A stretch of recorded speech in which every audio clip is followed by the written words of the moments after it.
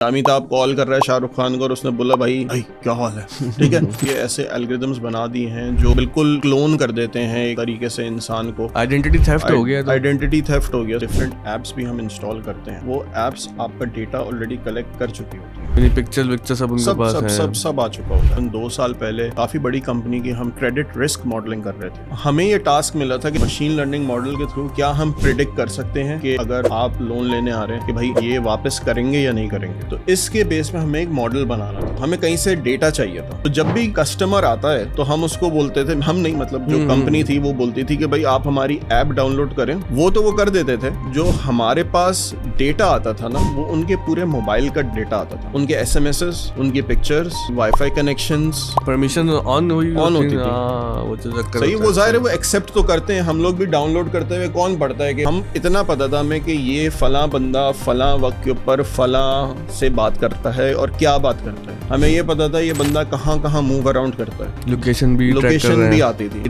दुरुस्त है कि कोई खुदा न खास्ता 2 मुल्कों की जंग हो जाएगी कि एक के प्रेसिडेंट की फेक वीडियो आएगी, वो थ्रेट कर रहा होगा, वहां से वो हमला भी कर देगा। कि आपको लग रहा है सिचुएशन आगे डेवलप होती हुई कि डीप फेक इतना ज्यादा पक्का हो जाएगा कि पहचान ही नहीं पाएंगे? ये बिल्कुल हो सकता है। आपके एंटीवायरस होने चाहिए जो हैकिंग होती है उसको वो थोड़ा सा प्रिवेंट कर सके। वीपीएन्स यूज करें इंटरनेट और स्लो कर दें आप चाह रहे हैं। बिल्कुल करें। इंटरनेट स्लो अगर हो रहा है, अपनी सिक्योरिटी को कॉम्प्रोमाइज ना करें। बैंकिंग डिटेल्स हैं वो डिक्रिप्ट भी हो जाती है, तो इसीलिए आपके जो हैकर्स होते हैं वो उसको डिक्रिप्ट कर लेते हैं। सो इसलिए उनको फिर वो इन्फॉर्मेशन नजर आना शुरू हो जाती है। तो you have to be very careful. डरा दिया आपने मुझे बातें करके। एआई एजेंट्स वो होते हैं, वो कंप्यूटर्स या वो एल्गोरिथम्स होते हैं जो आपस में एक दूसरे से बात करके खुद डिसीजनिंग कर रहे होते हैं। कंप्यूटर ही कंप्यूटर से बात करता है। तो लग रहा है क्या हुक्म है मेरे आका। हाँ, तो बट पाकिस्तान में आई थिंक इतना जल्दी नहीं होने वाला, क्योंकि आज आपको बहुत हाई कंप्यूटेशनल रिसोर्सेज चाहिए होती हैं। तो इंटरनेट ही बहुत स्लो है। इंटरनेट हमारा स्लो है। हम वैसे तनकीद करते रहते हैं अपनी रियासत पे। हो सकता है कि उनके जहन में ये हो कि यार लोगों की जॉब कट होगी तो इंटरनेट ही बंद कर दो कि बच जाएंगे सारी इंडस्ट्री। काम में ना इंटरनेट होगा ना जॉब कट होगी ना। कहते हैं ट्विटर पे और भी हम कहानियां पढ़ते रहते हैं कि एलन मस्क की कोई रोबोट है। देखिए एलन मस्क का एक बड़ा जो मशहूर फकरा हो गया कि with AI we are summoning demons. तो ये रोबोट है या इंसान है, आपको क्या लगता है? तो इंसान ही ऑब्वियसली, लेकिन हरकतें नहीं उनके इंसानों वाली आजकल जो यूके के प्रोटेस्ट में जो ट्वीट्स किए। एक और प्रॉब्लम ये हो गई है कि इलॉन मस्क को एपिटोम ऑफ इनोवेशन और सब मान लिया गया। बड़ा फैंटेसाइज करते हैं नौजवान। हाँ बिल्कुल, बहुत ही हैवी पोर्टफोलियो आपका है। मतलब लोग लड़ते रहते हैं लम्स और आईबीए में कौन सा बेहतर है। आपने दोनों जगह से पढ़ लिया, वैसे कौन सा बेहतर है इनमें? आई थिंक मैं एक डीन साहब के साथ बैठा हुआ था। हमारी कंपनी जो वेंचर टाइप में भी काम करता हूँ, तो उनके साथ हम लोगों ने कहा कि यार हम चाहते हैं कि हेल्प करें एकेडेमिया की, और हम आपके बच्चों को फ्री, माइक्रोसॉफ्ट का क्लाउड प्लेटफॉर्म है ना एज़्योर, हमने कहा हम फ्री आगे सिखा देंगे। तो उन्होंने कहा जी हमें तो ऐसा जरूरत नहीं है, क्योंकि हम थ्योरी पढ़ाते हैं। जो ये ऐसे हैंड्स ऑन चीजें होती है ना, ये बच्चे खुद ही वहां जाके सिखा देते हैं। मैंने कहा यार what kind of mindset is this? मतलब एक डीन है यार कंप्यूटर साइंस स्कूल का, मुझसे बात कर रहा है इस तरह। ये ऑफर आप हमें दे सकते हैं, आप स्कूल को हम आपको बच्चे देंगे। बिल्कुल हम यहाँ पर सिखा रहे हैं, वकास भी पढ़ाते हैं, हम सब पढ़ाते हैं। कहा ही जाता है ये 250 million time faster than classical computers. उसके अंदर जो क्यूबिट के बजाय क्यूबिट्स का कॉन्सेप्ट है, क्वांटम इंटेंगलमेंट के थ्रू इंटरनेट की स्पीड आपकी मतलब वो मेजरेबल भी नहीं है। इंटेंगलमेंट बिल्कुल एक जगह से आपकी स्पिन चेंज हुआ और दूसरी जगह रिफ्लेक्ट हो गया। तो इन सारी चीजों का जब आप देखते हैं और फिर हम इन तमाम चीजों को एआई से मिला देते हैं, इस बारे में आपका क्या ख्याल है? वो आगे चल के किस किस्म की भला ये बना सकती है हमारे? हाँ देखेंगे, फिजिक्स की क्लास शुरू हो गई है। अस्सलाम वालेकुम। आज हम आर्टिफिशियल इंटेलिजेंस के हवाले से कुछ अहम बातें करेंगे। हमारे जो आज मेहमान हैं वो इस फील्ड के एक्सपर्ट हैं। उन्होंने बहुत ज़्यादा काम किया है इस फील्ड में, पाकिस्तान में भी काम किया है, पाकिस्तान से बाहर भी काम किया है। फवाद मेहदी साहब, बहुत बहुत शुक्रिया आपने हमें आज के पॉडकास्ट में ज्वाइन किया। आज मेरे को होस्ट वकास अंसारी हैं, जिनको आप हमारे पॉडकास्ट में देखते रहते हैं। ये भी एक इंजीनियर हैं और एआई में इनकी खासी दिलचस्पी है। फवाद भाई, कबल इसके कि हम एआई की तरफ जो असल मौजू है वहाँ पर आए, एआई से जुड़ा हुआ एक बड़ा शदीद मसला पाकिस्तान में चल रहा है इंटरनेट का, कि इंटरनेट नहीं आ रही। सुना है कि कोई शार्क है वो डिनर के तौर पर कोई केबल खा जाती है, कभी हमें बताया जाता है कि वीपीएन इस्तेमाल करते हैं। तो आप ही में मसला है, कौम ही ख़राब मिली है जो वीपीएन लगा के पूरा इंटरनेट बिठा देती है। तो विक्टिम ब्लेमिंग तो पाकिस्तान में पुरानी चीज़ है, कोई नई बात तो नहीं है। लेकिन आप इंडस्ट्री की इंसाइट्स रखते हैं और बहुत ज़्यादा काम करते हैं, तो आप बताएं इस वक्त इंटरनेट के मसले की वजह से क्या मसाइल ऐसे हैं जो आप लोग फेस कर रहे हैं? देखें, बिल्कुल ये मसला है और बहुत संगीन हो गया है। हमें उम्मीद खुद नहीं थी कि इतना संगीन हो जाएगा, क्योंकि हमारा ताल्लुक इंडस्ट्री से होता है, तो हम लोग क्लाइंट से भी बाहर बातें कर रहे होते हैं, यूरोप में, सऊदीया में, और अगर हम अमेरिका की बात करें, अमेरिका में। और उस वक्त यही होता है कि अचानक से आप मीटिंग कर रहे हैं और चलते चलते पूरा इंटरनेट ख़त्म हो जाता है। तो अचानक से वहाँ पे मैसेजेस आना शुरू हो जाते हैं, भाई आपकी आवाज़ नहीं आ रही है, आपकी वीडियो गायब हो गई है। तो हमें उनको पीछे से बताना पड़ता है, यार हमारे मुल्क में जो है ना इंटरनेट का मसला चल रहा है, तो इंटरनेट डाउन हो चुका है। अच्छा, उसमें हम ये करते हैं, हम बैकअप रखते हैं। तो बैकअप पे ये होता है कि फ़ौरन हम मोबाइल के ऊपर डेटा पे स्विच करते हैं, मगर अभी मोबाइल डेटा भी जो है वो नहीं चल रहा। तो अभी जो मैं रिपोर्ट पढ़ रहा था, उसमें एस्टिमेटेड ये है कि 30 to 40% जो है आपकी इंटरनेट स्पीड रिड्यूस हो चुकी है। और इसका इम्पैक्ट डायरेक्ट और इनडायरेक्ट तकरीबन $300 मिलियन का इम्पैक्ट पड़ चुका है पाकिस्तानी मार्केट पे। अल्लाह अकबर। तो कहने का मकसद है कि बहुत ज़्यादा शदीद इसका इम्पैक्ट है। अभी भी कल हम मीटिंग्स ले रहे थे, 2 घंटे के लिए इंटरनेट चला गया, पॉकेट्स में आता है, पॉकेट्स में जाता है।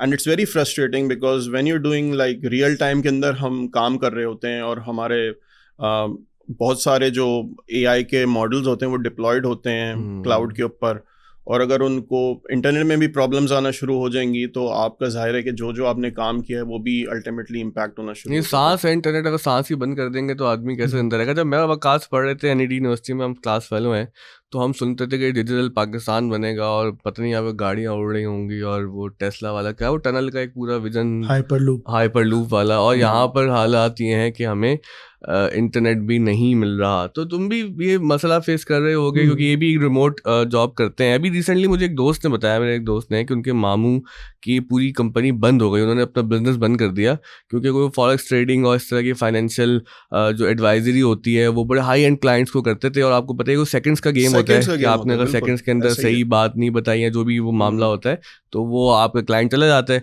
और इतना कट थ्रोट कंपटीशन है कि एक दफ़ा अगर आपका हाई एंड क्लाइंट क्या, एक मिड लेवल क्लाइंट भी चला गया, तो पीछे नेपाल वाला भी लगा हुआ है, वो अफ्रीका वाला भी डेवलपर बैठा हुआ है। इंडिया में इतनी मार्केट है, तो जाहिर है कि हम तो अब खुदकुशी करने पर इसरार कर ही रहे हैं। तो इसमें अगर आप कोई ऐड करना चाहते हैं, अपना दुख, अपना गम, कोई नोहा पढ़ना चाहते हैं।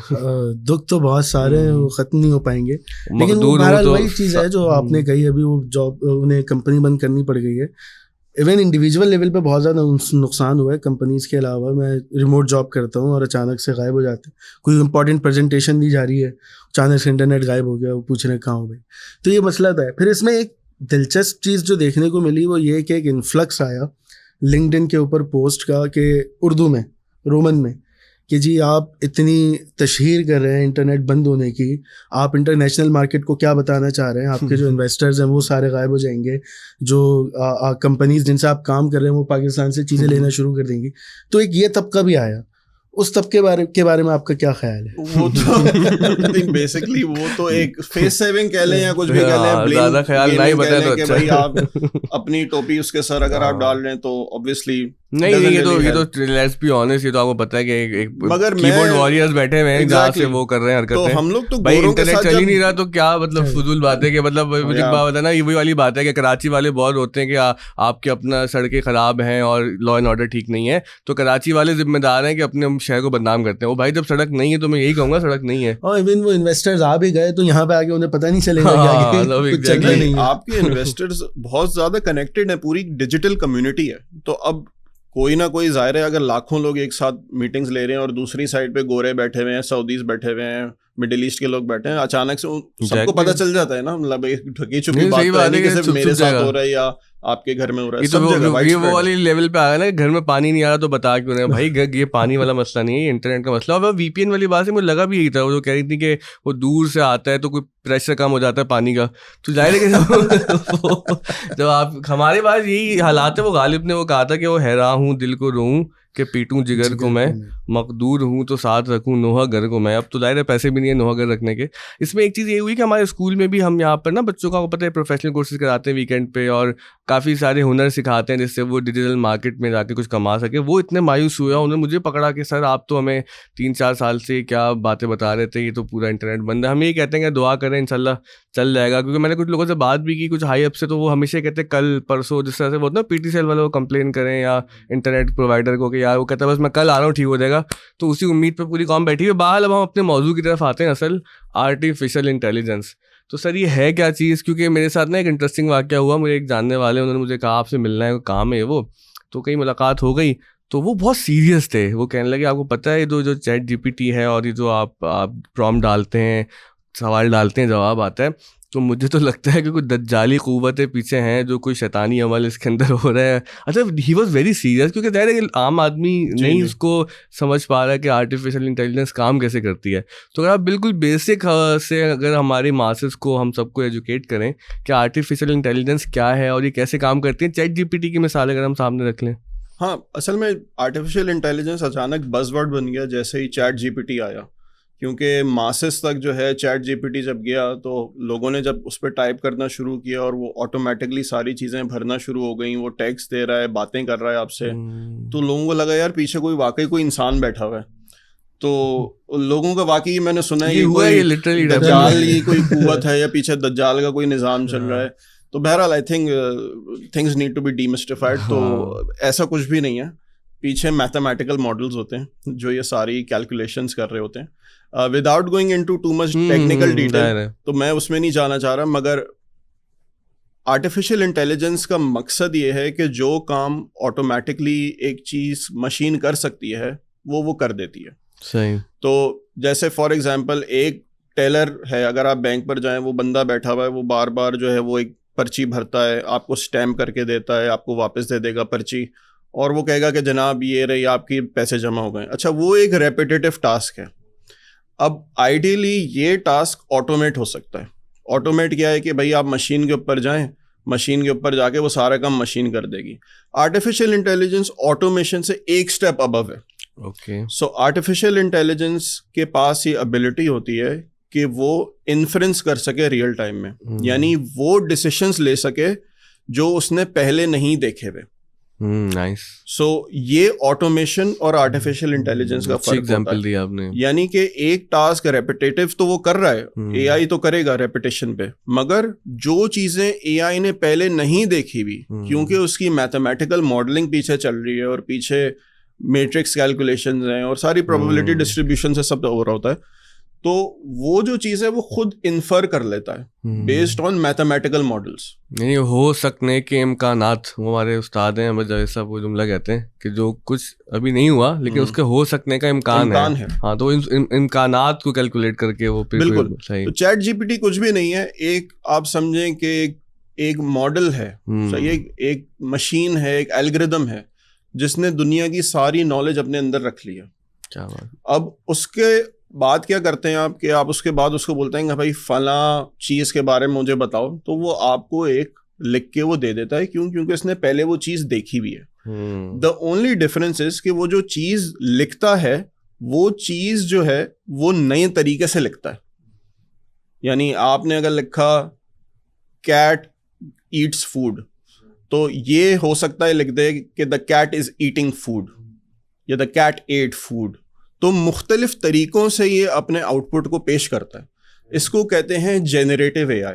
ये एक नया कॉन्सेप्ट है, जेनरेटिव एआई। जेनरेटिव एआई का मतलब क्या है कि वो अपने पास से चीज़ें जेनरेट कर रहा है। यानी आप उसको बोलेंगे मुझे एक तस्वीर बना के दो, तो वो तस्वीर बना देगा। आप अगर उसको बोलें मुझे इसके बारे में लिख के दो, तो वो खुद लिख रहा है, वो जनरेट कर रहा है चीज़। और हमेशा एक नया रिस्पॉन्स आता है, वो सिमिलर नहीं होता। हमेशा नया रिस्पॉन्स आएगा आपके पास। उसमें तरीके होते हैं to make it sound very similar. अगर आपको रिपीट वो चाहिए तो वो भी हो सकता है। अच्छा, सही। मगर ऐसा नहीं है कि कोई दज्जाल पीछे बैठा हुआ है, कुछ ऐसा है। कंप्यूटर चल रहे हैं, मॉडल चल रहे हैं और उसके अंदर कैलकुलेशंस हो रही हैं। अच्छा, आजकल के ज़माने मतलब अभी जब से चैट जीपीटी आया है तो एआई का मतलब AI equals to ChatGPT हो गया। तो ये तो जैसे अभी आपने बताया कि एक लैंग्वेज मॉडल है जो कि पीछे काम कर रहा है, वो एआई की एक बहुत छोटी सी चीज़ है। तो इसके अलावा अगर आप हमारी ऑडियंस के लिए बताएं कि एआई के अंदर और क्या चीज़ें इंक्लूडेड हैं जो हम कई ज़मानों से देखते हुए आ रहे हैं लेकिन हम रिलेट नहीं कर पाते या हमें पता नहीं होता या बहुत ज़्यादा बज़वर्ड बड़ा नहीं बना हुआ होता। मशीन लर्निंग हो गई, उसके अंदर फिर वो न्यूरल नेटवर्क्स का एक कॉन्सेप्ट आया था, हम वो उससे बिल्कुल ही अलहदा समझ रहे होते हैं इन चीज़ों से, एआई से। तो उसके बारे में अगर आप तो ये बहुत अच्छा सवाल है आपका। बहुत सारे लोग इसमें थोड़ा सा कंफ्यूज होते हैं कि भाई ये मशीन लर्निंग क्या है, एआई क्या है, डीप लर्निंग क्या है, डेटा साइंस क्या है। तो मैं कोशिश करूंगा जितना आसान लफ्ज़ों में मैं समझा सकूं। तो आप ये समझें कि आपकी इमारत है, आपकी इमारत का ग्राउंड फ्लोर है, फर्स्ट फ्लोर है, सेकंड फ्लोर है, थर्ड फ्लोर है, फोर्थ फ्लोर है। इसी तरह से जब हम एआई की दुनिया में जाते हैं तो हमारे पास डिफरेंट टाइप्स ऑफ एआई होती हैं।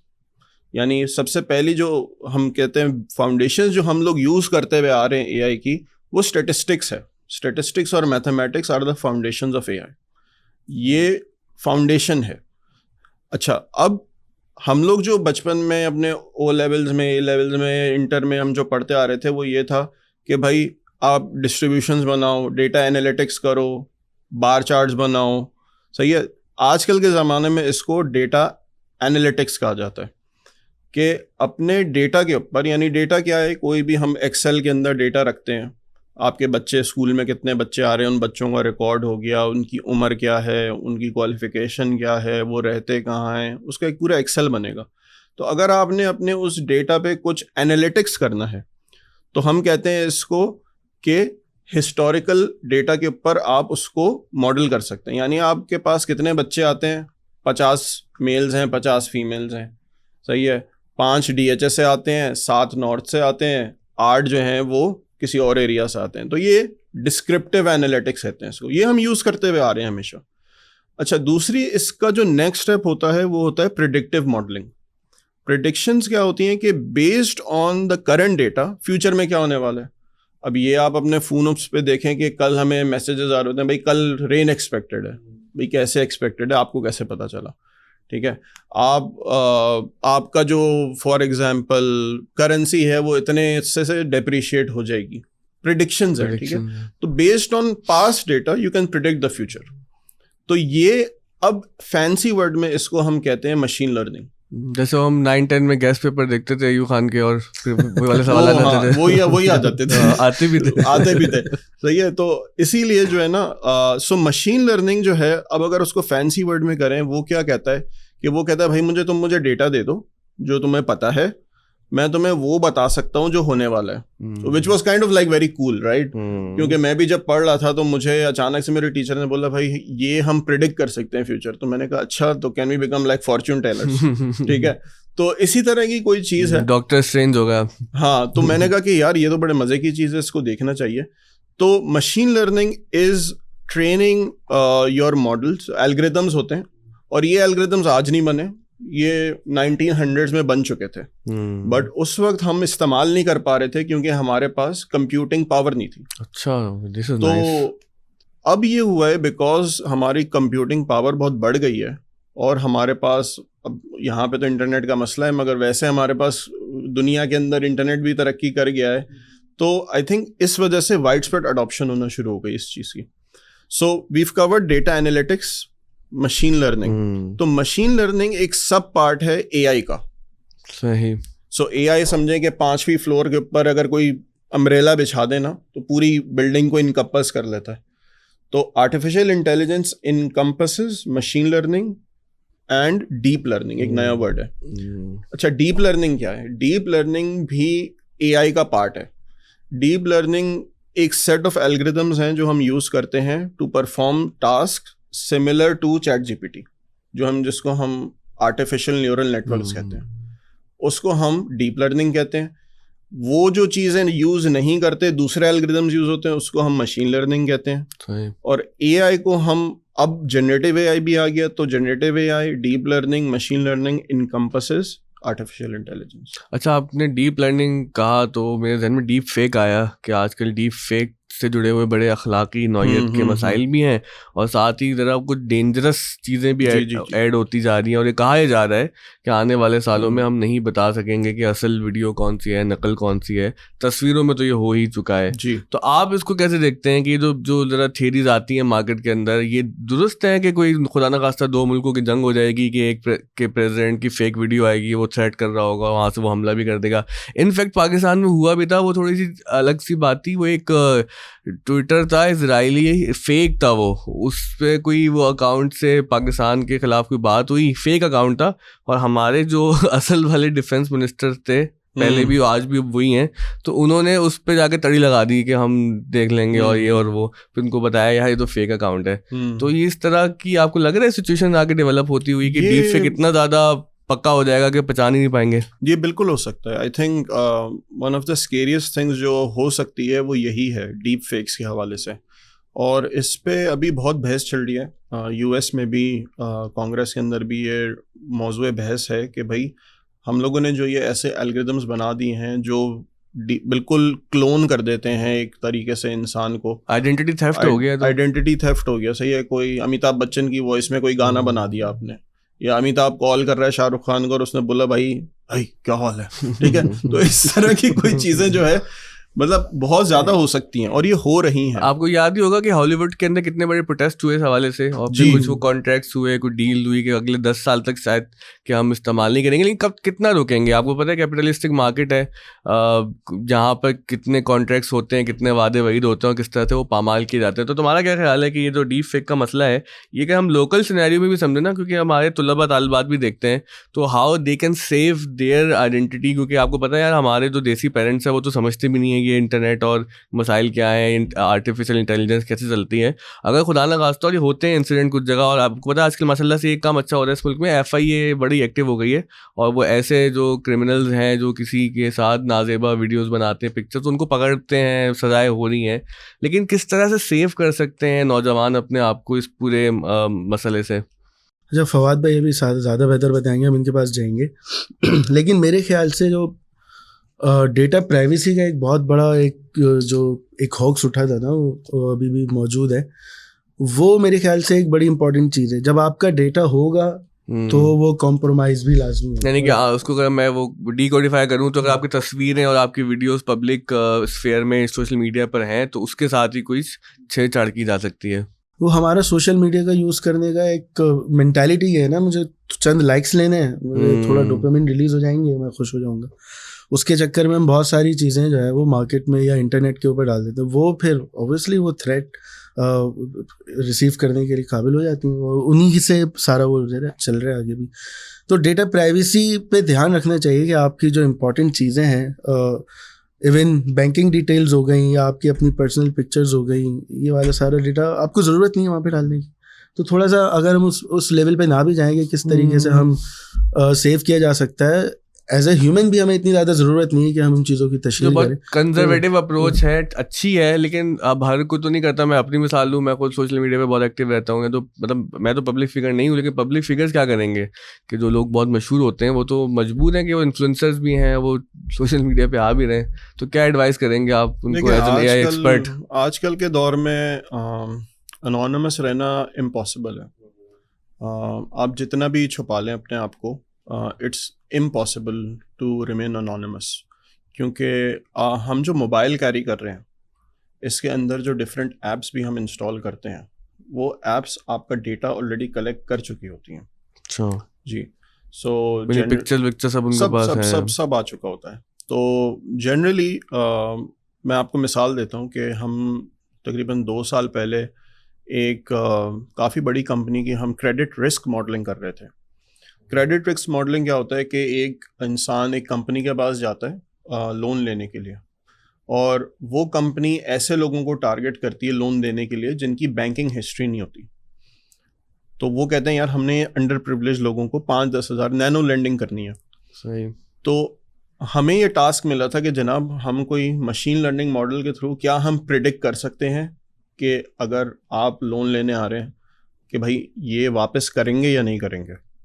तो इसके बेस में हमें एक मॉडल बनाना था। तो वैसे मुझे पता नहीं कहना चाहिए नहीं, मगर ये है कि हम लोगों ने द कैच वाज, जो कैच क्या था, तो हमें कहीं से डेटा चाहिए था, सही है। तो जब भी कस्टमर आता है तो हम उसको बोलते थे, हम नहीं मतलब जो कंपनी थी वो बोलती थी कि भाई आप हमारी ऐप डाउनलोड करें और ऐप के थ्रू आप एप्लीकेशन डाल दें कि हमें 5,000 चाहिए, 10,000 चाहिए, 20,000 चाहिए। वो तो वो कर देते थे, मगर जो हमारे पास डेटा आता था ना, वो उनके पूरे मोबाइल का डेटा आता था। उनके SMSs, उनकी पिक्चर्स, उनके वाईफाई कनेक्शंस, परमिशन ऑन होती थी। वो जो चक्कर सही, होता वो है। जाहिर है वो एक्सेप्ट तो करते हैं, हम लोग भी डाउनलोड करते हुए कौन पढ़ता है कि भाई वो please read the terms and conditions and then check the box और फिर एक्सेप्ट करें, तब वो ऐप डाउनलोड होती है ना। जनरली हम लोग प्ले स्टोर पे भी ऐसे होता है। तो हम लोगों ने क्या किया भाई, हम इतना पता था हमें कि ये फलां बंदा फलां वक्त के ऊपर फलां से बात करता है और क्या बात करता है, तो वो पूरे के पूरे एसएमएस हमारे पास होते थे। हमें ये पता था ये बंदा कहाँ कहाँ मूव अराउंड करता है, लोकेशन भी आती थी, क्योंकि आपके मोबाइल के अंदर डेटा स्टोर हो रहा होता है। सही है, गूगल के पास आपकी सारी इन्फॉर्मेशन ऑलरेडी जा रही है। अभी मैं मैप्स पे, अगर मैं यहाँ पे आया हूँ तो मैंने मैप्स ऑन किया है, वो मैप्स ने सैटेलाइट के ऊपर मेरा डेटा भेज चुका है। लेकिन एक्सेस हो सकता है वो डेटा? एक्सेस हो सकता है अगर कोई इसको एक्सेस करना चाहे, यानी अगर मैं गूगल तो वैसे किसी से शेयर नहीं करता, ठीक है, मगर अगर आप unauthorised out of play store apps install करते हैं अपने मोबाइल पे, लैपटॉप्स के बड़ा ख्याल रखना होता है, क्योंकि लैपटॉप से आप इंटरनेट बैंकिंग कर रहे होते हैं, आपके एंटीवायरस होने चाहिए।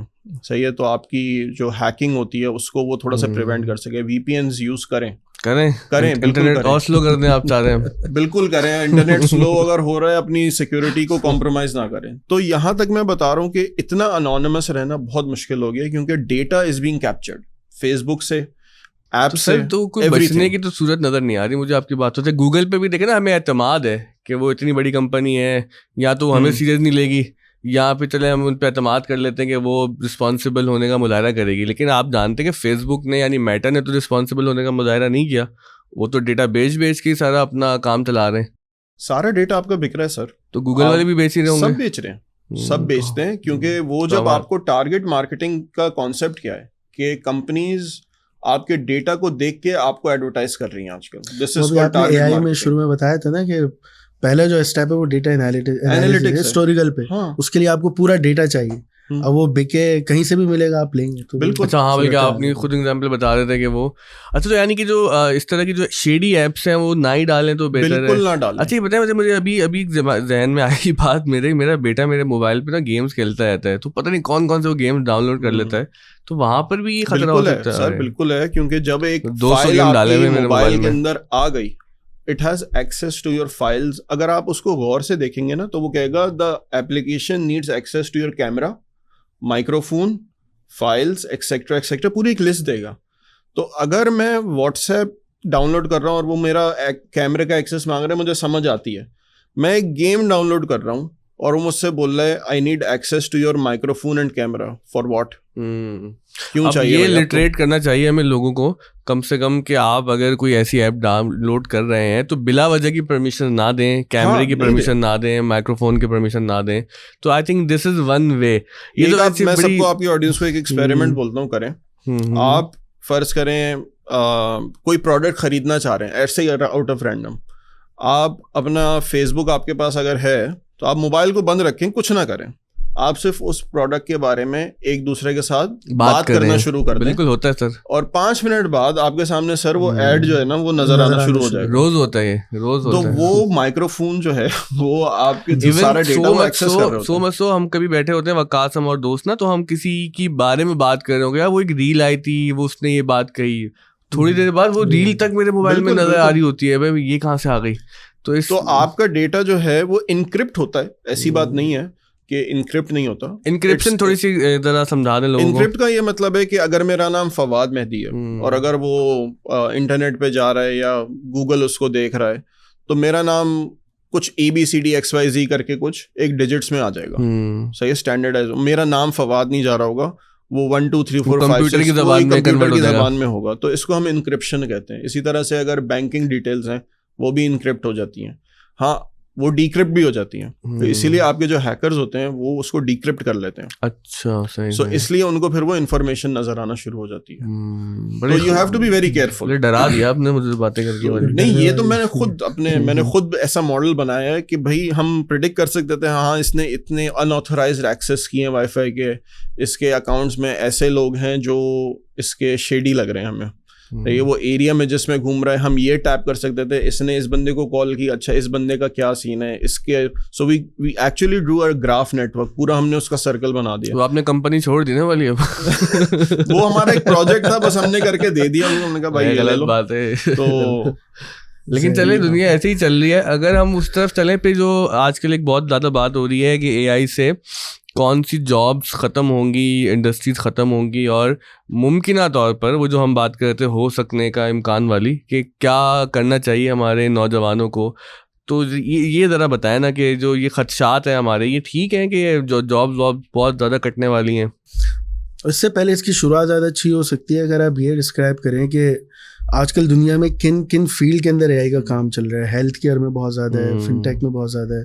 फिर उसके बाद जब इस जवाब पर आएंगे तो शायद वो थोड़ी आसानी होगी हमें समझने में। देखिए, जहाँ तक इम्पैक्ट का ताल्लुक है एआई की, एआई जो है वो हर इंडस्ट्री को, हर डोमेन को इम्पैक्ट करेगी और कर रही है। अच्छा, आप ये देखें कि हेल्थ केयर हो, फिनटेक हो, डेंटल हो, सही है, या आपका साइबर क्राइम हो, आपकी एफएमसीजी कंपनीज हों, like everything is now using AI.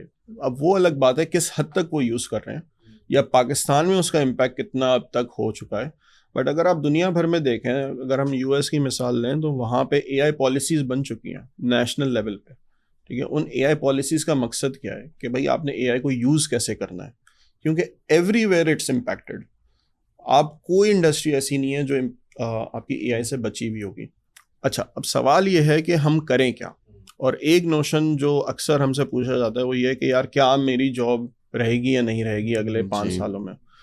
तो ये मैं आपको गारंटी से बता सकता हूँ कि अगले 5 सालों में जो आप अभी जिस प्रोफेशन में काम कर रहे हैं, तो एक लिटमस टेस्ट है कि क्या आप रेपिटेटिव काम करते हैं और क्या आपसे अच्छा काम एक रोबोट कर सकता है या नहीं।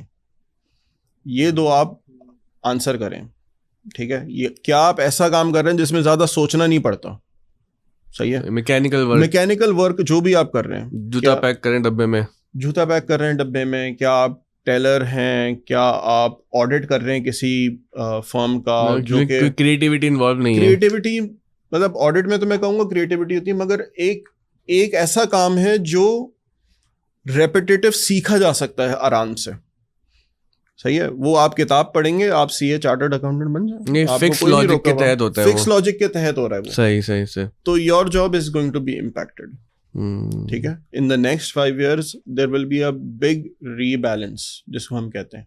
तो बहुत सारी जॉब्स जो हम समझते हैं कि बहुत रेपिटेटिव हैं, बहुत इजी टू डू हैं, उसमें मैनुअल वर्क ज़्यादा है, वो आपकी ऑटोमेट हो जाएंगी। आपका क्या होगा, देखिए, जॉब्स जब चेंज होंगी तो करियर्स भी चेंज होंगे। तो मैं आईबीए में भी पढ़ाता हूँ, तो मैं वहाँ पे ये बच्चों को बोलता हूँ कि भाई देखो कि कोई भी काम जो आप बगैर सोचे समझे कर रहे हो ना, अगर एज अ प्रोफेशन, प्लीज उसको मत करो। वो काम करो जिसमें आपकी क्रिएटिविटी हो, आपकी लॉजिक हो, आप उसमें किरदार अदा कर सके। फॉर एग्जांपल ये है कि अब तो खैर प्रोजेक्ट मैनेजमेंट भी जो है हमारा, जो हम प्रोजेक्ट मैनेजमेंट कहते हैं कि भाई एक बंदा है जो एक प्रोजेक्ट को मैनेज कर रहा है, आप 10 बंदों की टीम मैनेज कर रहा है। अब तो ऐसे एआई आ गए हैं जो वो सारा खुद कर लेते हैं। प्रोजेक्ट मैनेजर की जॉब चली जाएगी या नहीं, ये उस पर डाउटफुल है, मगर जो ऐसी जॉब्स हैं कि जो बिल्कुल आप समझते हैं। अच्छा, मुझे आपकी बातों से लग रहा है कि वकील बहुत सेफ रहेंगे, लॉयर्स नहीं सर, वकील भी सेव नहीं रहेंगे। उतना झूठ बोलते हैं वो, जाके अदालत में वो बोलने के अगर करना चाहें तो बहुत ज्यादा हाँ, उसमें ये कि तो उनका जो सब ऑर्डिनेट्स है, तो उनका मैकेनिकल लेबर वर्क है, वो बहुत आसान हो जाएगा कि आपको केस के रेफरेंसेस ढूंढने हैं, आपको डॉक्यूमेंटेशन करनी है। लेकिन the way they present a case in the court of law, तो वो तो मेरे ख्याल से। सो एक हमने एल्गोरिथम बनाया था for a middle eastern court. उसमें ये था कि हमें बोला गया था कि भाई हम आपको एक कॉन्ट्रैक्ट देंगे जो आपकी कोर्ट में आता है, और हमारा एल्गोरिथम ये बता देता था, जो मशीन लर्निंग एआई मॉडल था, कि आपके इस कॉन्ट्रैक्ट में ये चीज़ें लिखी हुई हैं और ये चीज़ें रिस्की हैं और ये चीज़ें आपके फ़ायदे में हैं। सो प्लीज़ अपने कॉन्ट्रैक्ट से ये चीज़ें हटा दें, वरना आपकी केस हारने की प्रोबेबिलिटी आपकी ज़्यादा है। तो इस हद तक तो हमने किया था। ये तो एनालिटिकल वर्क हो गया ना, लेकिन वो कभी कभी ना वो वकीलों को आउट ऑफ द वे जाके एक सिचुएशन डेवलप करनी पड़ती है वहां पर। तो हम भी बात कर रहे हैं कि कुछ क्रिएटिविटी कुछ जो क्रिएटिव हो, यानी यू कैन बीट एआई। हाँ, यानी एआई आप समझें कि बहुत ज्यादा क्रिएटिव, आई डोंट नो मैं क्या, बट हो सकता है हो गई हो जाए या हो रही है, क्रिएटिव हो रही है, ऐसा नहीं है कि नहीं हो रही। अच्छा, हो रही है, हो रही है। वही मैं कि हम लोग भी सोचते हैं कि यार हम लोग इस प्रोफेशन में कि हमें भी ये फारिग कर देगी तो बट अभी तक हमने उसको, मतलब मैंने अपने पर्सनल तौर पे उसको काफ़ी टेस्टिंग की है। जो अभी तक हम लोग जिस तरह का जैसे एनालिसिस करते हैं या कुछ कर चीज़ें करते हैं उस हद तक वो नहीं पहुंचा है। बट रिसर्च इतनी क्रेजी स्पीड से हो रही है अभी कि आज मैं आपसे बात कर रहा हूँ, कल कुछ आ जाएगा पता भी नहीं चलेगा, और अब मैं बोलूँगा यार सॉरी वो तो मैंने आपको पिछले हफ्ते बोला था, अब तो ये हो गया। अच्छा, हम जॉब मार्केट वाली बात में रहते हैं, मुझे एक बात याद आई जो उनसे भी मैं कहीं हो रही थी कि वो हम सुनते हैं कि कुछ सेकंड जनरेशन ऑफ एआई आएगी, फिर कुछ थर्ड जनरेशन आएगी, फिर वो आपस में बात कर रहे होंगे और फिर ह्यूमन जो रोल है वो और मिनिमाइज होगा। ये सारी बातें ठीक है, कोई फैंटेसीज हैं? ये थियोरेटिकल बात चल रही है। सो चैट जीपीटी से इसकी सारी बहुत ज़्यादा इब्तिदा हुई थी। तो चैट जीपीटी जो था ये एक एआई मॉडल था, इसका एक नेक्स्ट लेवल आ चुका है जिसको हम कहते हैं एजेंट्स। अच्छा, एआई एजेंट्स कौन होते हैं? एआई एजेंट्स वो होते हैं, वो कंप्यूटर्स या वो एल्गोरिथम्स होते हैं जो आपस में एक दूसरे से बात करके खुद डिसीजनिंग कर रहे होते हैं। ओह अच्छा, यानी कंप्यूटर ही कंप्यूटर से बात कंप्यूटर से बात करता है, और उस एजेंट को अलाउड होता है कि वो आपके कंप्यूटर पे जाके, फॉर एग्जाम्पल अगर कोई चीज़ें डाउनलोड करनी है इंटरनेट से, तो वो कंप्यूटर एजेंट जाएगा और जाके वो चीज़ें आपके कंप्यूटर में डाउनलोड करेगा, वो खोलेगा, उसके ऊपर सारा एनालिसिस परफॉर्म करेगा, फिर एनालिसिस परफॉर्म करने के बाद वर्ड खोलेगा, सही है, सारा खोल खाल के आपको जो है एक रिपोर्ट की फॉर्म में सामने दे के बोलेगा आपको कुछ और चाहिए, तो आप अल्लाह करे ये लोग वो दें कि नो, स्टॉप का भी बटन दें। सही है, स्टॉप का बटन बड़ा जरूरी है। तो वो लग रहा है क्या हुक्म है मेरे आका। हाँ, तो बट इसका एक डाउनफॉल जो है पाकिस्तान में आई थिंक इतना जल्दी नहीं होने वाला, क्योंकि आज आपको बहुत हाई कंप्यूटेशनल रिसोर्सेज चाहिए होती हैं। तो इंटरनेट ही बहुत स्लो है। So, इंटरनेट हमारा स्लो है, आपके पास अभी इंपोर्ट भी बने हुए हैं, इतने महंगे हो गए लैपटॉप, हमने जब आपके जीपीयूज वगैरह बहुत ज्यादा चाहिए होते हैं उसमें। तो अरे सर कितनी महंगी हो गई मशीन। अब हमें स्कूल में हमने बहुत हाई टेक एनवायरनमेंट बनाया कि हर क्लास में प्रोजेक्टर और ये लैपटॉप, अब वो लाए लैपटॉप खराब भी होते हैं जी। अब वो लैपटॉप हम लेने के लिए जाते हैं तो वो रेट देख के दिल बैठ जाता है कि यार ये किस तरह से हम चीज़ें चलाएंगे। तो ये तो एक बड़ा अच्छा, मैंने अभी रिसेंटली वो देखा, कुछ महीने हो गए, आपने भी शायद देखा होगा, वो एक रोबोट को इन्होंने हंसाने की कोई मशक करवाई है ह्यूमन स्किन लगा के। अच्छा, वो पहली निगाह में तो मुझे अच्छा लगा, लेकिन दूसरी नज़र में मुझे डर भी लग गया कि यार ये तो बड़ी अजीब सी बात है। तो हम वो देखते थे फिल्मों में या किताबों में पढ़ते थे कि इस तरह के रिपोर्ट्स आ जाएंगे कि आपको आइडेंटिफाई करना मुश्किल हो जाएगा इंसान है या रिपोर्ट है। तो ये जो सारी चीज़ें आपको होती हुई नज़र आ रही, क्योंकि हम तो ज़रा एक बहुत आम सतही सी मालूमात रख कर ये चीज़ें देख रहे हैं। आप जो कि एक्सपर्ट हैं, तो हम आपसे सुनना चाह रहे हैं कि जो हमारे खौफ हैं, जो हमारी मुमकिन सिचुएशन है, ये होने वाला है ऐसा? देखिए, आप अगर पाकिस्तान की बात करें, नहीं, पाकिस्तान की बात नहीं कर रहे हम। हाँ, दुनिया में होने वाला है। तो वो एक पॉइंट कहते हैं द पॉइंट ऑफ सिंगुलैरिटी। जी जी जी। कि आपकी पूरी AGI से आप आर्टिफिशियल जनरल इंटेलिजेंस आएंगे, सुपर इंटेलिजेंस, और फिर जो उसकी महराज होगी वो होंगे सेल्फ अवेयर AI या फिर सेल्फ कॉन्शियस AI। वहदत हो जाएगी यहाँ पर। हाँ, तो वो उसका किस हद तक, मतलब पढ़ के तो अभी बड़ा स्कैरी फील होता है, तो वो हकीकत में किस हद तक पहुंच चुका है? देखिए, ये अभी कहना मुश्किल है कि किस हद तक वो जाएगा, क्योंकि अनफॉर्चुनेटली या फॉर्चुनेटली कह लें कि इसको ब्रेक नहीं लग रहे हैं इस चीज़ को ना। लेजिस्लेशन होने की कोशिश बहुत ममालिक कर रहे हैं इसमें कि भाई कोई तरह के हम लेजिस्लेशंस बनाएं, कोई कंपनीज को रोकें, क्योंकि वो एक ऐसी एक टग ऑफ वॉर हो गई है कि आपकी कांस्टेंट इनोवेशन है। लाखों रिसर्चर्स हर हफ्ते पब्लिशिंग कर रहे हैं पेपर्स, नए से नई जिद्दत उसमें आ रही है। बट जो आपने बात की सेल्फ अवेयर AI की, आज मैं बस स्क्रॉल कर रहा था अपना लिंक्डइन, तो मैंने देखा कि एक सेल्फ अवेयर AI का एक मॉडल आया है, चैट जीपीटी का कोई वर्जन आया है जो सेल्फ अवेयर। तो वल्लाह आलम कुछ हो सकता है कि अगले कुछ माह में हमें हो सकता है ऐसे सेल्फ अवेयर रोबोट्स मिलना शुरू हो जाएं। बट आई थिंक रोबोट्स का जहाँ तक ताल्लुक है, वो भी आई थिंक इसकी एप्लीकेशंस होंगी। रोबोट्स हमें रोडों पे चलते हुए नज़र नहीं आएंगे, मगर इसकी एप्लीकेशंस होंगी। Driverless car is like a good example of it. ठीक है, टेस्लाज हैं, आपकी दूसरी जो कंपनीज हैं जो ड्राइवरलेस कार्स बना रही हैं, देर ऑपरेटिंग ऑन AI मॉडल्स। इसी तरह से आप ड्रोन्स है, अब मैंने एक वीडियो देखी थी जहाँ पे यूएस आर्मी जो है वो ड्रोन्स के जरिए जो है मैनलेस ड्रोन्स हैं और फाइटर एयरक्राफ्ट्स हैं जो तो हो एआई रहा की है। बेस पे सारे डिसीजनिंग कर रहे हैं। सही है, अच्छा वो डिसीजनिंग भी कर रहे हैं। So it's a पायलटलेस aircraft. अच्छा वो बंदे मार के बाद में बोलेंगे हाँ, कि तो हमने मारे exactly. नहीं, ये तो वो एआई ने मारे। आपको खुद जाएगा, टारगेट ऑपरेशन करेगा, वापस आएगा, केस डजंट भी नहीं नीड अ बनेगा। मैन इन इट, पायलट की जरूरत यानी नहीं कि है। केस भी नहीं बनेगा। वैसे केस बनेगा भी क्या, जो गजा में सब कुछ हुआ है तो कौन सा केस हमने बना लिया। वैसे मुझे वो टेस्ला से बात याद आई, वो एक ना वो ट्विटर पे और वही हम कहानियां पढ़ते रहते हैं कि एलॉन मस्क भी कोई रोबोट है ये देखिए एलॉन मस्क का एक बड़ा जो मशहूर फकरा हो गया कि with AI we are summoning demons. हाँ तो उसने ये भी कुछ कहा है। तो ये रोबोट है या इंसान है, आपको क्या लगता है? है तो इंसान ही ऑब्वियसली। इंसान ही है। लेकिन हरकतें नहीं उनकी इंसानों वाली आजकल जो यूके हाँ, के प्रोटेस्ट में जो आई ट्वीट किए हैं। थिंक एक और प्रॉब्लम ये हो गई है कि इलॉन मस्क को एपिटोम ऑफ इनोवेशन और सब मान लिया गया बड़ा है। फैंटेसाइज करते हैं नौजवान हाँ उसको। बिल्कुल, बट अगर उसके आप थोड़ी सी फिलॉसफी देखें ना तो वो काफ़ी प्रॉब्लमेटिक हैं, उसमें कुछ प्रॉब्लम्स हैं। But any how I think जहाँ तक वो उसकी बात है, वो भी है, मेटा है, गूगल है, अमेजोन है, ये बड़े बड़े प्लेयर्स अभी हैं वहाँ पे यूएस में।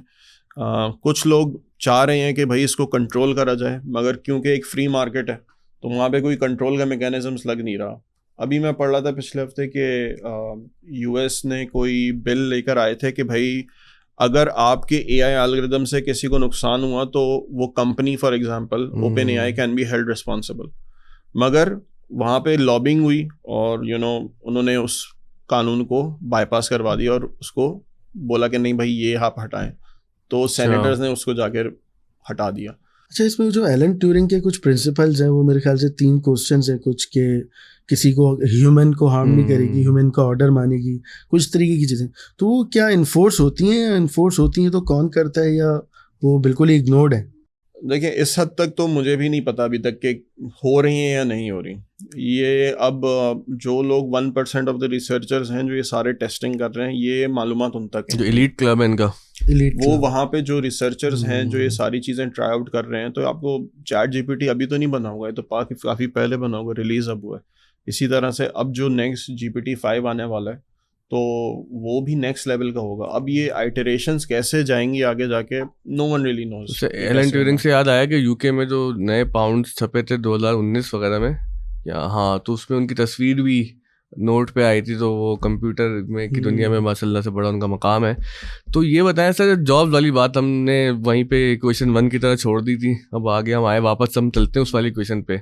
तो क्या करें बच्चे हमारे, क्योंकि माशाल्लाह से हम यहाँ पे 3000 लड़के लड़कियों को पढ़ा रहे हैं और आपको पता ही है कि हम कन्वेंशनल ट्रेडिशनल एजुकेशन के साथ उनको ना बहुत से डिजिटल कोर्सेज करवाते हैं, हैंड्स ऑन एक्सपीरियंसेस हैं, रोबोटिक्स सिखा रहे हैं और आईटी की कोर्सेज करवा रहे हैं, डिजिटल मार्केटिंग सिखा रहे हैं, एडिटिंग है, ग्राफिक डिज़ाइनिंग वगैरह वगैरह। अब इनको बताएं कि ये क्या करें, क्योंकि मुझे लग रहा था कि पिछले दिनों कि जो ग्राफिक डिज़ाइनिंग वालों की जॉब भी बड़े खतरे में है, क्योंकि अभी रिसेंटली मैंने एआई से कुछ चीज़ें बनवाई, तो जो हमारे ग्राफिक डिज़ाइनर भी वो नहीं बना पाए थे उस क्वालिटी की, उतनी एफिशिएंसी के साथ, वो एआई ने ऐसे करके दिया। बस ये कि मुझे प्रॉम्प्ट्स डालना आते हैं, मैंने वो सीखा है सारा। तो ये आप समझाएं बच्चों को हमारे कि वो क्या करें ऐसा कि जिसमें फ्यूचर में वो जॉब सिक्योरिटी के साथ कुछ आगे बढ़ सकें। देखिए बहुत अच्छा सवाल है, और ये दिस इज़ अ क्वेश्चन बहुत क्लोज है मेरे दिल के भी, कि मैं कहता हूँ कि यार हमारी जो कौम के बच्चे हैं वो ऐसा काम करें जो उनको ज़ाया ना हो उनकी पढ़ाई। सही है, तो हमारे अनफॉर्चुनेटली ज़्यादातर जो स्कूलिंग करिकुलम्स हैं वो ट्रेडिशनल मीन्स पे भी फोकस कर रहे हैं। द प्रॉब्लम इज़ कि ट्रेडिशनल मीन्स के साथ साथ उनको जो हम स्टेम एजुकेशन कहते हैं उसकी तरफ लाना बहुत ज़रूरी है। Science, technology, engineering. सही है। दूसरा ये आई वुड से कि जहाँ तक एआई की रिप्लेसमेंट की बात है, ऐसा नहीं होगा कि पूरी तरह एआई छा जाएगी। मतलब इंसान का जो काम कर रहा था वो थोड़ा सा डिफरेंट करना शुरू हो जाएगा। तो आई थिंक ये उस वक्त हम लोगों ने बात नहीं की कि एआई आएगा तो सही, मगर अपने साथ अपॉर्चुनिटीज भी लाएगा। जैसे कंप्यूटर के आने के बाद हुआ जी, जॉब कट्स उससे ज़्यादा जॉब। एग्जैक्टली। तो पीपल उस वक्त समझे कि भाई इंटरनेट आ गया है, कंप्यूटर्स आ गए 99 में, तो अब समझे कि भाई हर चीज़ जो है वो इंटरनेट करेगा या कंप्यूटर करेगा। ऐसा तो नहीं हुआ। हाँ, लोगों की नौयत चेंज हो गई जब वो काम कर रहे थे। इसी तरह से जब एआई आएगी और छाएगी यहाँ पे, तो आप लोग जो ट्रेडिशनल काम कर रहे थे उससे थोड़ा सा हटके करना होगा। अब आपको इस दौर में अडेप्टेबिलिटी बहुत ज़रूरी है, टू लर्न न्यू थिंग्स। यानी अभी भी हम लोग भी डेली पेपर्स पढ़ने पड़ते हैं हमें। अच्छा, every week we have to read up, we have to keep up to date कि क्लाउड टेक्नोलॉजीज कौन सी आ रही हैं, आपके एल्गोरिथम्स कौन से आ रहे हैं, आपकी एप्लीकेशंस कौन कौन सी इंप्रूवमेंट्स आ रही हैं। तो हमारे बच्चों को because they are under very severe pressure from the traditional curriculum, उसमें उन बेचारों को अपने आप को एक्सप्लोर करने का टाइम नहीं होता, नहीं मिलते, रिसोर्सेज भी नहीं होती। रिसोर्स। अब वो देखें environment AI भी के नहीं साथ होता। एंटरप्रेन्योरशिप एक्टिविटीज बहुत आएंगी। अब ये जो AI आ रही है, इससे आप एंटरप्रेन्योरियल एक्टिविटीज का एक सैलाब समझे कि आप आने वाला है, आप रेडी रहें, अपने आप को रखें। यानी आजकल की नौजवान जो हैं, अगर हम AI को इतना पढ़ लें कि हमें समझ आना शुरू हो जाए कि होता क्या है। हर कोई मैथ्स में नहीं जा सकता, हर कोई उस लेवल पे नहीं जा सकता, which is fine, we don't need that, मगर एटलीस्ट उनको पता होना चाहिए कि AI है क्या, काम कैसे करता है, इसकी लिमिटेशंस क्या है, इसमें अपॉर्चुनिटीज क्या है, फिर उसको रैप कैसे कर सकते हैं आप। सो हेल्थ केयर के अंदर सैकड़ों अपॉर्चुनिटीज आने वाली हैं, इमेज डायग्नोसिस से लेके एडमिनिस्ट्रेटिव वर्क ऑटोमेशन के अंदर लाखों अपॉर्चुनिटीज आ रही हैं सिर्फ हेल्थ केयर के अंदर। वैसे मुझे ना आपकी बात से एक ख्याल आया जहन में, हम वैसे तनकीद करते रहते हैं अपनी रियासत पे, हो सकता है कि उनके जहन में ये हो कि यार लोगों की जॉब कट्स होगी तो इंटरनेट ही बंद कर दो, कि बच जाएंगे सारी इंडस्ट्री, काम में ना इंटरनेट होगा ना जॉब कट्स होगी ना। कहते हैं अच्छा, इसमें एक सवाल ये बड़ा ज़रूरी है, वो ये है कि क्या सिर्फ इंजीनियर्स जो आपकी तरह टेक्नोलॉजी समझते हैं, मैथमेटिक्स समझते हैं, लॉजिक में अच्छे होते हैं, तो वही लोगों का सीन है AI के साथ फ्यूचर में, या फिर जो ज़रा दूसरी तरफ के लोग हैं, सोशल साइंसेज वाले या जितना हार्ड को साइंसेज को नहीं समझते, वो भी यहाँ पर अपने लिए कुछ राहें देखेंगे? नहीं, बिल्कुल। मैं अगर अपनी पर्सनल बात करूँ तो मैं बिजनेस साइड का बंदा था। तो लम से पढ़ा, IBA से पढ़ा, MBA किया, फिर ये डेटा में तो मैं 7-8 साल पहले आया हूँ ML साइड के ऊपर। उससे पहले मेरा सारा करियर बिजनेस मैनेजमेंट और इस साइड पे था। सही। तो आपने कहाँ से ग्रेजुएशन की?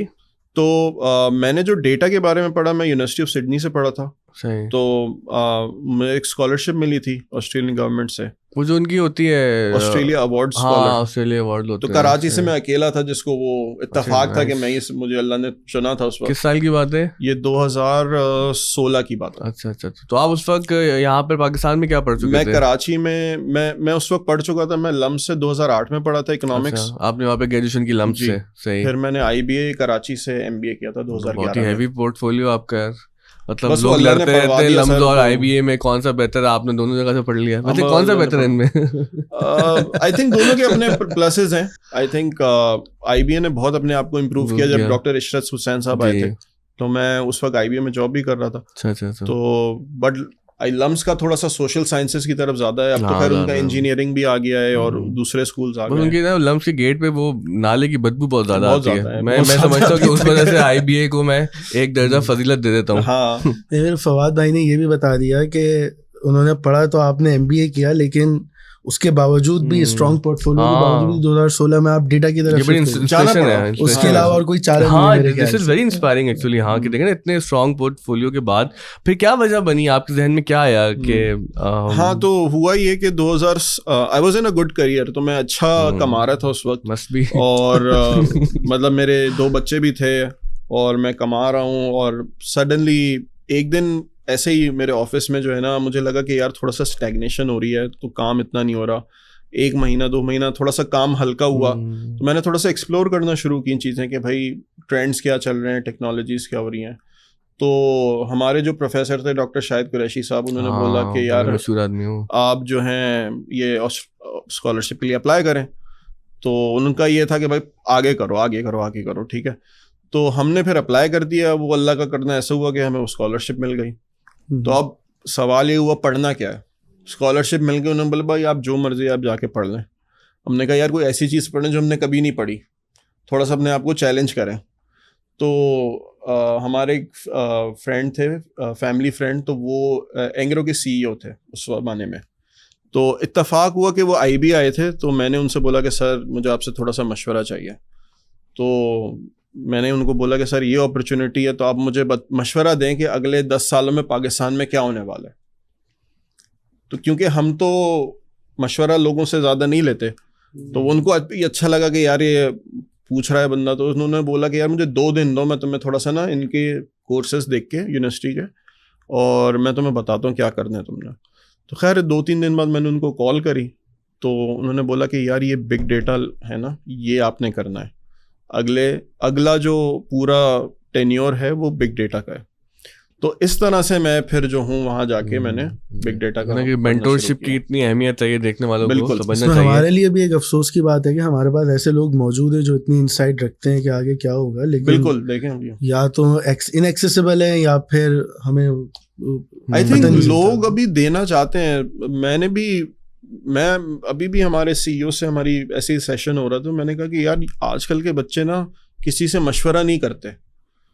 अगर हम लोग मशवरे में क्योंकि मशवरे में खैर है ना, मशावरू फिल अम्र, तो अल्लाह ताला ने फरमाया कि मुशावरत करो, don't be mister know it all, पूछें समझें और सेकंड ओपिनियन भी लें, और जो अच्छे लोग हैं अपने से ज्यादा काबिल लोगों में बैठने की आदत डालें। ये भी मैंने देखा अपने जरा आजकल के हमारे जो बच्चे ना, अब हम भी शायद इतने बूढ़े हो गए कि हम वो आजकल के बच्चों वाली बातें शुरू कर दी हमने कि ना वो अपने से ज्यादा काबिल लोगों में बैठे ना। अगर if you are the smartest person in the room तो और आप वहाँ पे कोई हीरो बन भी जाए तो क्या फायदा, नहीं यार, दुनिया बहुत वसी है। मैं आपकी स्टोरी में इंटरेस्टेड हूँ कि आपने यहाँ से लम्स किया, फिर IBA, फिर देन आपको स्कॉलरशिप मिल गई, बहुत ही प्रेस्टिजियस स्कॉलरशिप है, ऑस्ट्रेलिया गए, तो वहाँ पर भी क्या पढ़ा, कैसा लगा?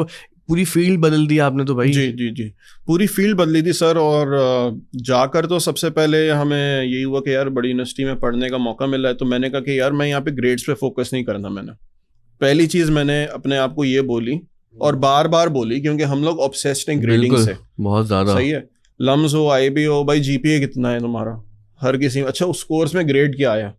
तो मैंने अपने आप से ये वहां पे वादा किया कि मैं वो पढ़ूंगा कि जो मैंने कभी नहीं पढ़ा हुआ, ताकि मुझे कुछ, यार मुझे once in a lifetime opportunity है ना, ये अब दोबारा नहीं आनी, आखिरी दफा है। तो मैंने कहा वो करो जो आप समझो कि यार आप अपने आप को बोलो ग्रेड ना भी आए, चलो यार मैंने कोशिश तो करी। उनका एजुकेशनल सिस्टम भी आपको इनकरेज करता है इस तरीके से? बिल्कुल ऐसा करता है। तो और हम लोग जब वहाँ पर गए थे तो वो मल्टी कल्चरल होता है, बहुत सारे लोग आते हैं। तो मेरे बहुत अच्छे बांग्लादेश से दोस्त बन गए, इंडिया से बन गए थे। तो हम लोग जब बैठते थे हम यही कहते थे कि, क्योंकि मैं उसमें थोड़ा सा सीनियर था जब मैं वहाँ पे गया था, तो बाकी जो लड़के थे वो आई थिंक मुझसे 3-4-5 साल छोटे ही होते थे। तो मैं थोड़ा सा ज्यादा करियर में आ गया था। फवाद भाई, सब फवाद भाई तो सब फवाद भाई, बांग्लादेश हो इंडिया हो, सब फवाद भाई बोलते थे। तो वहाँ पे जाके फिर जाहिर है आपको पता चलता है कि यार कितने ब्रिलियंट माइंड्स हैं दुनिया में। चाइनीज बहुत ब्रिलियंट माइंड्स हैं। वहाँ पे आप जाते हैं तो चाइनीज चुपचाप रहते हैं ज्यादा। हाँ, मेरे साथ, मैंने भी लंदन से ना 1 साल स्कॉलरशिप में पढ़ा, तो एक क्लास में मेरे 20 चाइनीज स्टूडेंट थे। बहुत कम बोलते थे वो, बहुत कम बोलते हैं, मगर वो बहुत तेज होते हैं। एक तो वजह उनको इंग्लिश सही आती भी नहीं है, शाय होते हैं, मगर वो इंटेलेक्चुअली बहुत होते हैं, बहुत शार्प होते हैं। तो शार्प होते हैं। तो वहाँ पे जाके फिर हमने पहला जब मैंने कोर्स लिया था ना, मुझे याद है, आज भी याद है कि मैं फर्स्ट क्लास में गया था। तो उन्होंने एक 1.5-2 मिनट की एक वीडियो थी, human face of AI of big data, something like that. तो वो उन्होंने चलाई थी क्लास में। तो हमारे 2 प्रोफेसर्स पढ़ा रहे थे। तो human face of big data कोई करके बहुत इंटरेस्टिंग वीडियो है। तो वो मैंने देखी, मैंने कहा यार ये तो ज़बरदस्त चीज़ है, मतलब प्रेडिक्शंस हैं और ये फ्यूचर में आपको कैसे चीज़ें हो रही हैं। तो दैट गॉट मी एक्साइटेड। मेरे साथ 4-5 पाकिस्तानी भी थे, मगर वो पहले कोर्स के बाद ना सब ने दम तोड़ दिया बेचारों ने कि यार बहुत मुश्किल है, हम नहीं कर रहे। मैं यार कर लो ना, क्या जा रहा है। वो कह नहीं यार हम नहीं कर रहे। बट उसमें मेहनत थोड़ी सी एक्स्ट्रा लगती है, बट ये है कि I think the rewards are अल्हम्दुलिल्लाह प्रीटी मच। तो आपने कंप्लीट किया, then you came back to Pakistan? जी।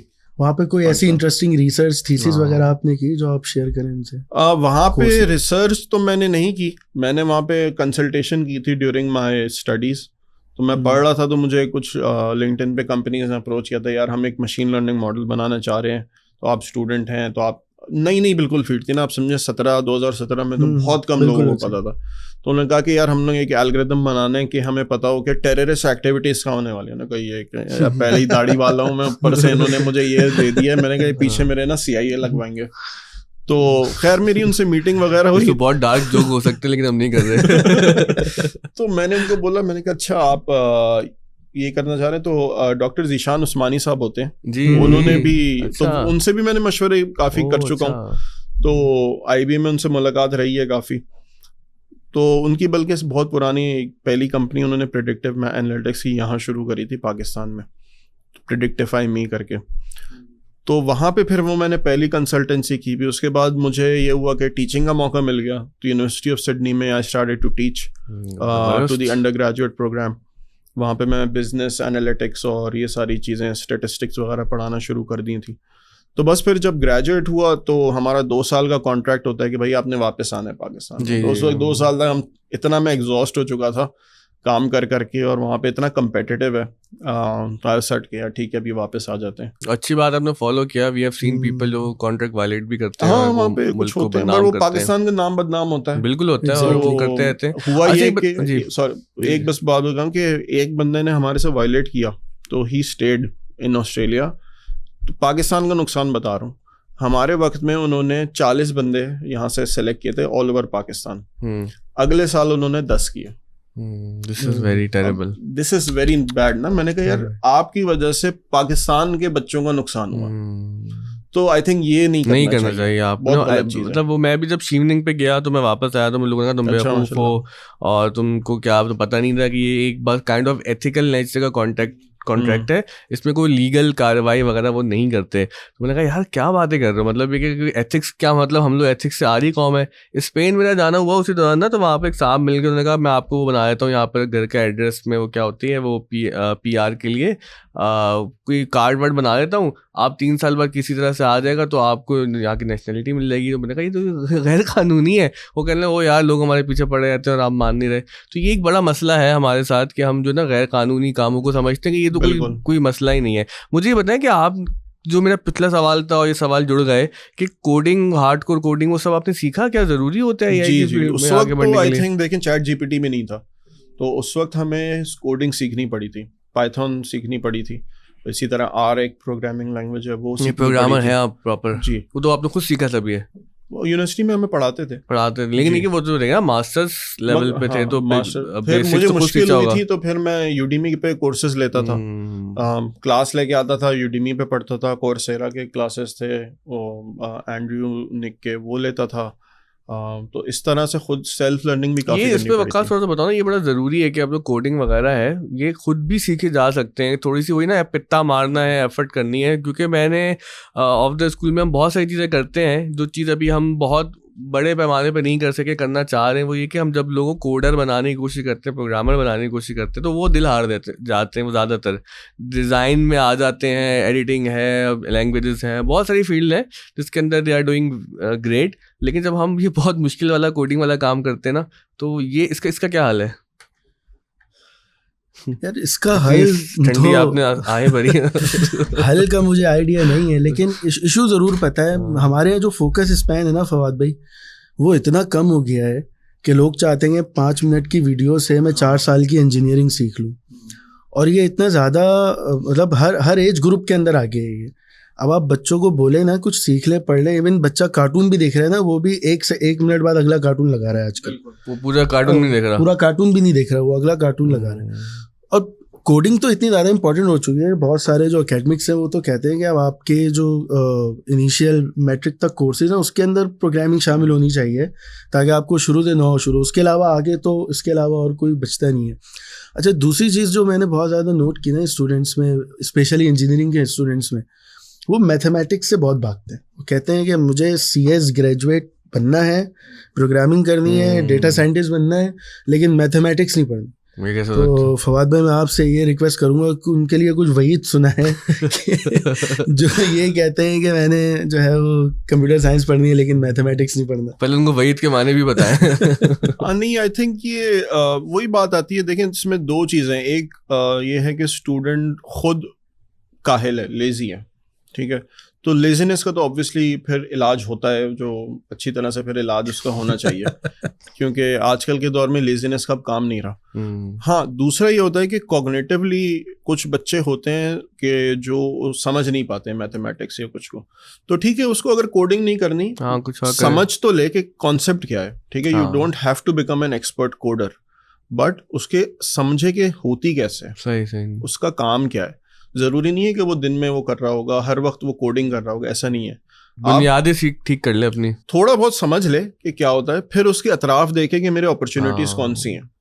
सही है, UI UX में अच्छा हो, UI UX अच्छा हो, प्रोडक्ट मैनेजमेंट में अच्छा हो, साइबर सिक्योरिटी है, आपको हाँ, मगर ये है कि देखें, जहाँ तक डेटा साइंटिस्ट बनने के लिए आपको मैथमेटिक्स, आपने अगर OA लेवल्स की मैथमेटिक्स तक पढ़ा हुआ, यानी आप डिफरेंशिएशन, मैट्रिक्स कैलकुलेशन और लीनियर अलजेब्रा, ये आपकी अगर अच्छी है तो आप समझें कि डेटा साइंटिस्ट के लिए काम कर सकते हैं, आप बन सकते हैं, क्योंकि आपको एक हद तक स्टैटिस्टिकल अंडरस्टैंडिंग चाहिए, क्योंकि एक मशीन आपको आउटपुट देगी, अब आप रीड कैसे करेंगे उसको अगर आपको पता ही नहीं होगा स्टैटिस्टिक्स और मैथमेटिक्स। मेरे ख्याल से आपकी जर्नी में ये आपको थोड़ा एज रहा कि चूंकि आप बिजनेस और ये स्टैटिस्टिक्स और नंबर्स समझते थे, तो वो उसने आपको हेल्प किया। अगर हम पॉडकास्ट रैप अप करते वक्त आपकी AI के साथ जो जर्नी है 2016 के बाद, कहाँ आपने स्टार्टअप्स में काम किया पाकिस्तान में, पाकिस्तान से बाहर, अगर वो हम सुनना चाहते हैं, और फिर आप पढ़ा रहे हैं आजकल, तो अगर ये स्टोरी आप वहाँ से लेकर यहाँ तक 2024 तक लेके आए। तो मैं जब पाकिस्तान आए ना, तो सबसे पहले जो मेरे सर्कल में थे, सबसे पहले पूछे कि हम भी कैसे डेटा साइंटिस्ट बन सकते हैं। मुझे इतने क्वेश्चंस आते थे, तो मैंने ये सोचा कि यार ये एक अपॉर्चुनिटी लग रही है।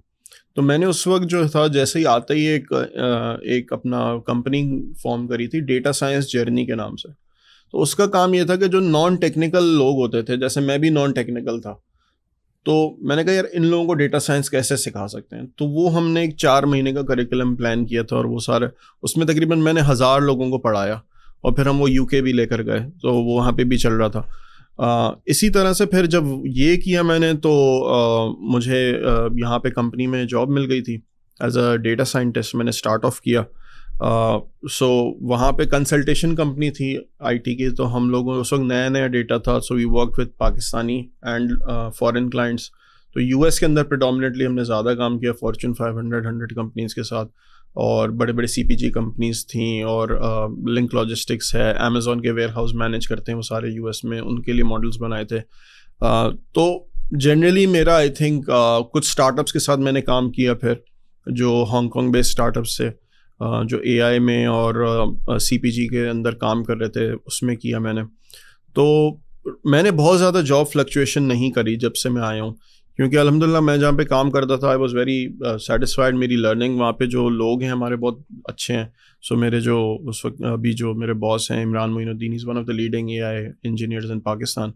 तो उनके साथ मैं जब से लगा हुआ हूँ, सीखने को भी मिलता है। आई थिंक उसमें फिर आहिस्ता आहिस्ता फिर you climb up the ladder.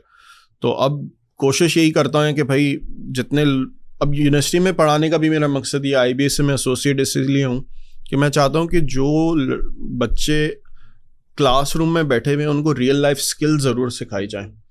ऐसा नहीं हो कि यार वो 4 साल में आएँ और फिर हम जब हायर करते हैं, अभी भी हमारे साथ होता है, हम लोग हायरिंग करते हैं, पता चलता है यार इसको ये नहीं आता। क्योंकि थ्योरी पढ़ी हुई है, प्रैक्टिकल किया नहीं है। तो बल्कि मैं नाम नहीं लूँगा, मैं एक डीन साहब के साथ बैठा हुआ था, और हमारी कंपनी जो वेंचर टाइप में भी काम करता हूँ, तो उनके साथ हम लोगों ने कहा कि यार हम चाहते हैं कि हेल्प करें एकेडेमिया की, और हम आपके बच्चों को फ्री ऑफ कॉस्ट आके, जो माइक्रोसॉफ्ट का क्लाउड प्लेटफॉर्म है ना एज्योर, जिस पे हम मॉडलिंग करते हैं, डेटा मॉडलिंग, डेटा पाइपलाइंस हैं, हमने कहा हम फ्री आगे सिखा देंगे आपको। सही। तो उन्होंने कहा जी हमें तो ऐसा ज़रूरत नहीं है, क्योंकि हम थ्योरी पढ़ाते हैं और थ्योरी के ऊपर ही हमारा फोकस होता है। जो ये ऐसे हैंड्स ऑन चीज़ें होती है ना, ये बच्चे खुद ही वहाँ जाके सिखा देती हैं कंपनियां। मैंने कहा यार what kind of mindset is this, मतलब एक डीन है यार कंप्यूटर साइंस स्कूल का, मुझसे बात कर रहा है इस तरह। मैंने कहा यार मुझे अफसोस हुआ। यहाँ पे देखो बहुत पुरानी बहस निकल आएगी, वो हम पहले भी कर चुके हैं कि हमारे कंप्यूटर साइंस में पढ़ते हुए हमने देखा कि जो लोग इंडस्ट्री के एक्सपोजर नहीं रखते और सिर्फ पढ़ाते रहते हैं, उसी चक्की में पिसते रहते हैं ना, एक्सेप्ट फॉर सम पीपल जो हमने देखा कि इंडस्ट्री से बहुत मुताल्लिक नहीं थे, लेकिन चूंकि उनका विजन बड़ा अच्छा था, तो वो तो है ये ऑफर आप हमें दे सकते हैं, ऑफ द स्कूल को हम आपको बच्चे देंगे। आप हम यहाँ पर सिखा रहे हैं, वकास भी पढ़ाते हैं, हम सब पढ़ाते हैं, और हम कोशिश कर रहे हैं कि जो हमारे प्रोफेशनल कोर्सेज हैं उनको मजीद आगे लेके जाएं, ताकि जो बच्चों के रोज़गार के मामलात हैं और जो इस वक्त महंगाई की सिचुएशन है उसमें वो बीट कर सकें। ये अब देखें, मैं ये वकास कहें तो ज़्यादा अच्छा लगेगा बात, क्योंकि वही अपने बारे में बात बताते हुए इंसान को तो शर्म भी ना आनी चाहिए कि यहाँ पे हम ना 9-10 से इशू कर देते हैं कि बच्चों के अंदर स्किल सेट ऐसा डेवलप हो जाए कि वो 5-7 हज़ार रुपये कमा लें, 15 हज़ार कमा लें, कोई 25 हज़ार कमा ले, ताकि पढ़ाई के साथ साथ उसको जब कमाने की आदत होती है ना अर्ली लाइफ में। तो मैंने देखा UK जाके फिर मुझे एहसास हुआ कि यार हम तो यहाँ 22 साल के भी बच्चे हाँ, होते हैं, इतने exactly. बड़े बड़े बच्चे कैसे हो सकते हैं। वहाँ पर लोग 16 साल की उम्र से बिल्कुल कमा ऐसे रहे ही हैं, है। उनको फिक्र हो हाँ। जाती है। महंगाई के हम सताए में, इकोनॉमी हमारी खराब है, लेकिन 22 साल के बच्चे घूम रहे हैं सोसाइटी के अंदर। तो ये गलत है, मतलब लिटरली गलत है, इसका कोई एक्सक्यूज नहीं है। और इसमें ज़ाहिर तालीमी इदारे भी जिम्मेदार हैं, घर वालों का जो एक्स्ट्रा प्यार का एक तरीका है बिल्कुल वो भी जिम्मेदार मैं है। बल्कि अपनी वालदा को बोलता हूँ, मैंने कहा यार आप लोगों ने हमें इतना प्रोटेक्टेड रखा कि जब हम रियल वर्ल्ड में गए ना, लग पता गया हमें। तो ये जब रगड़ा लगा ना, तो ऐसा रगड़ा लगा कि बस फिर हमें जो है ना ज़रूरत होती है शुरू से आहिस्ता आहिस्ता आहिस्ता एक्सपोजर की। दूसरा मैं एक आपकी ऑडियंस को ज़रूर ये बात बोलूँगा कि अभी जो हमें सबसे बड़ा प्रॉब्लम पाकिस्तानी स्टूडेंट्स में नज़र आ रहा है, हायरिंग लोकली की मैं बात करता हूँ, वो ये है कि झूठ बहुत है। मतलब इतना झूठ बोलना और बदतमीज़ी और अनएथिकल बिहेवियर्स। और मुझे बड़ा अफसोस होता है कि जब हमारे नौजवान बच्चे जो हैं ग्रेजुएट हो रहे हैं अभी, और वो अपनी ज़बान के पक्के नहीं हैं, तो आई थिंक ये ज़रूरी है। सर ये गलत है, लेकिन आप वही बात है कि जस्टिफाई नहीं कर रहा मैं, लेकिन जब पूरी सोसाइटी और हमारे स्ट्रक्चर ये सिखा रहे ना कि तुम एक मूव चलोगे फिर मैं कानून लेके आ जाऊंगा तुम्हारे मूव को ऑल्टर करने के लिए, तो ऊपर से ही चीज़ें ट्रिकल डाउन होती हैं। तो हमारे यहाँ तो ऊपर से ही हम ये सीख रहे हैं कि भाई कि अदालत एक फ़ैसला दे देती है, फिर उस पर बहस होती है कि क्या ये अदालत के फैसले को मानना है। मतलब आप यकीन करेंगे कि इस सदी के अंदर एक मुल्क में ये बहस हो रही है कि अदालत का फैसला आ गया है, क्या ये काबिल निफाज भी है, क्या इम्प्लीमेंट भी होगा। तो दुनिया में कहाँ ऐसा होता है, मतलब ये तो आमरीतों में नहीं होता ना। सही बात। जिसे हम जमहूरियत की बात छोड़ देंगे, भाई अगर काजी ने फैसला दे दिया तो भाई दे दिया, उसको निफाज होगा। तो बच्चों को भी चाहिए कि भाई थोड़ा इंसान बने, बदतमीजी ना करें, थोड़ा आखिरत का ख्याल रखें, अल्लाह ताला और अल्लाह ताला के बनाए हुए कवानीन का एहतराम करें। लेकिन हमारी सोसाइटी ना बहुत अंदर से इस वक्त वो जो है ना वो क्रम्बल हो रही है, बड़ा अफसोस होता है देख के। मैं ये ज़रूर बोलूँ कि मैं बहुत कोई अच्छा, मैं अपने आप को बहुत एक्सपर्ट नहीं बोलता हूँ। यानी मैं अगर बोलूँ कि यार कि मैं टॉप बंदा हूँ इस फील्ड का, ऐसा नहीं है। क्योंकि मैं ट्रूली ऐसा बिलीव करता हूँ, ऐसा नहीं है। बट द प्रॉब्लम इज़, मैं जहाँ पे समझता हूँ कि मैं वो काम कमिटमेंट अगर आप कर रहे हैं अपनी जॉब के साथ, तो भाई आप 100% दें उसको, आप उसमें 2 नंबर ही ना करें। मेरा बस ये मानना है। और शुरू से अल्हम्दुलिल्लाह अल्लाह ताला ने तरक्की शायद इसीलिए दे दी कि यार मैंने जो है ना कभी झूठ के बेस पे मैंने अपने आप को आगे नहीं किया।